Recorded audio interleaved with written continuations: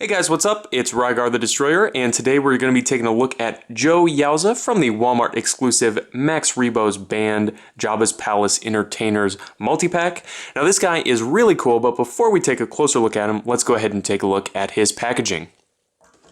And before we take a look at it, obviously, I'm sorry that it's a little smushed. I bought this second hand, and clearly the previous owner did not care about it at all. But even with all of the smashed pieces and dust, you can tell that this is a really cool, really unique piece.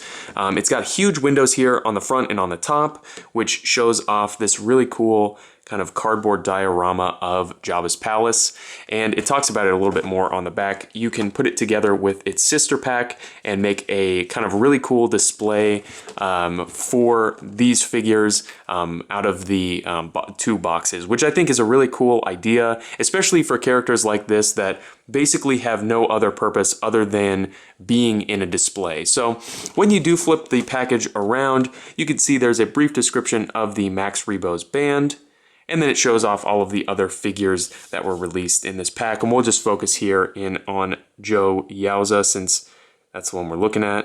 And of course, if you'd like to read that, you can go ahead and just pause the video.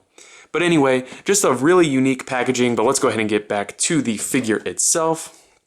Now he stands at, let's say 3 3/4 inches tall to the top of his antenna, which puts him right in scale with all of your other 3 3/4 inch figures.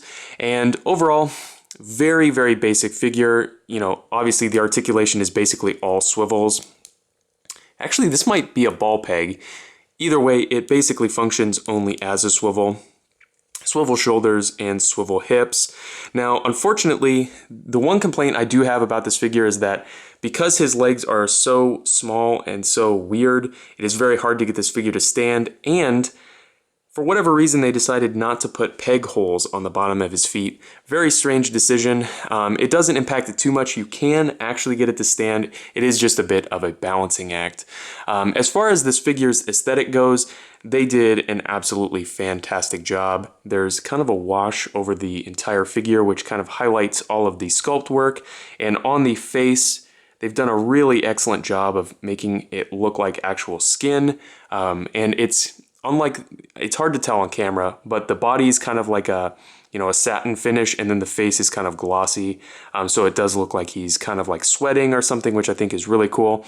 So overall, I really like this figure and I like this pack. So I definitely recommend picking it up if you can find it for a good price. It definitely makes an amazing display piece. So if you have any comments or questions, please throw them down in the comment section below, and I guess I'll see you later.